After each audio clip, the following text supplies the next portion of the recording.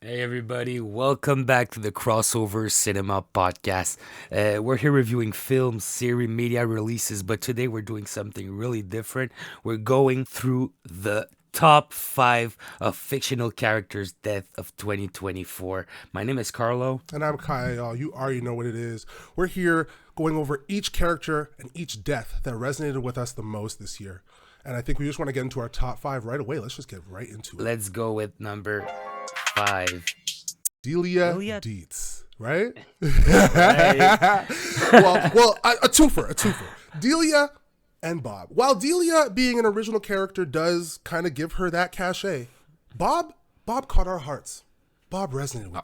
R.I.P. Bob, man. It took the world around. That character wasn't really known before that, and today it was one of the most popular Halloween character that we saw this year. I think the suit helps, like having that like helps, yeah. chic look, and then that tiny head. Like you should probably get a nice mask, Number 4, I choose to go with Quan. I don't know if you're down with that. Oh yeah, Quan Cobra Kai, baby. Cobra Kai. First death in 6 seasons We've in had the karate show. Exactly. We've had 6 seasons, multiple parts for this final season. And it's crazy to think in a show that's all about combat, all about martial arts, that they've been so restrained in giving us a real character death. And I think Quan's character, him being a kind of adversary to the team, but also you being able to see where he could grow and become a stronger and more well-rounded person, and not being able to get that because he dies in such a, it's so dramatic. Like the stunt work that was involved, the intensity of the moment, it all hit for me. And I can't wait to see what they do in part 3 with that. Number 3, I needed to go. I know the ending of this season wasn't well received. This but is true. Let's go with House of the Dragons. Rhaenys, baby. Rhaenys? That death in the air like that was really great. I think like, the best way, a great death. The best way to put it is that her character, she kind of had this point in it where she didn't feel as involved in everything that went down. She kind of had a bit of a step back that she as a character could take to the entire conflict within the show. But she decided to spearhead her kind of, her justice and her way of going about it to really show Rhaenyra that she's down for her, and I feel like family being the one to off her like that, and for it to be this crazy dramatic battle, and for her to be riding her dragon and not leave her, to go down with the ship, there's nothing more powerful than that, that bond. Real talk. Before we go to top 2, Kaya, do you want to go with the honorable mentions? Yes. Because we couldn't put them in the top 5. This is a little sad. We need to talk about those two. Absolutely. So let's group up. I think the Agatha all along deaths. I think Lilia, Sharon, Alice all had really interesting moments throughout the season. Sharon a little less so, but her death was so unexpected. Exactly. I feel like after 2 seasons like that. That too, and it set the tone. It established the understand. No, it's actually technically 2 seasons because she was actually in WandaVision.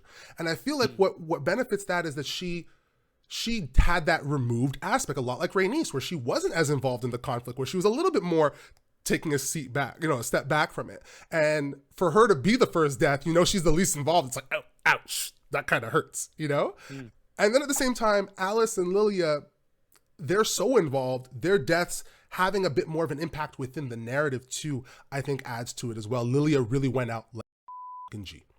And the second one, just because we need to mention it, I know this movie wasn't unanimous at all.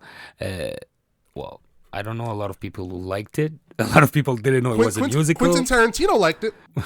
I'm talking about Arthur Fleck in the Joker Folie à Deux. Yeah, But he died, bro. He did. I actually really I didn't love the first film the way that a lot of other people did, but I liked it. And I think Joaquin's performance was exceptional.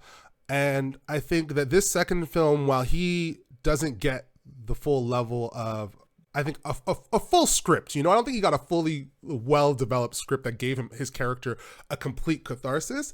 I do think that his death still had a bit of an impact. I think for viewers, I think for a lot of people, we had an attachment to Arthur and wanting to see him kind of either grow to be the entire villain that he was envisioning himself to be, or to, you know, just grow as a person, maybe become a better person. And the fact that he didn't get to have that chance and he was killed so unceremoniously, it's like, They really didn't want to do a third one. That's my guess. I think Todd Phillips said, "I'm done doing these movies. Let me take my paycheck and It's gonna be the third one after a musical, man. A puppet show, like a puppet show with Lady Gaga only. I could see it. I might just pay for that. I could see it too, man. But real talk. so let's go back to our top 5 of the biggest deaths of characters of 2024. This one was a hard one, man. In second place, I'm talking about, if you know, you know, Gambit in X-Men 97. R.I.P. Gambit. R.I.P. Gambit. I don't think there's a better way than to just give him that small moment of silence. I think, should we give him another moment of silence? Right? Kaya, every time we do that moment of silence, I see it on the numbers that people quit, but let's just do it, man. just 5 seconds. Just a moment. Damn, Gambit. Why'd you have to go like that, baby? You were 6 episodes in. We was falling in love with you again with your crop top and your cooking ways, your Baton Rouge ways, and you left. You left us, baby. I can't feel you no more, sugar. It was really good. It's so impactful, and it's telling that we put this at number 2 for how much it resonated with us, right? Us putting it at number 2, I think it speaks to the fact that this death, while we do have a number 1 spot, and Gambit did not get that, I do think that his role, his death for everybody in the comics community had an effect. And if you're an X-Men fan, there's no way you didn't feel some type of way. They set the ground, they set the stage for what the X-Men 97 can be. And I think Gambit's death is the catalyst for that. Real talk. The first character, number 1. The number 1 for us. And I think, without further ado, let's just drop it right now. Victor Aguiar from the Penguin.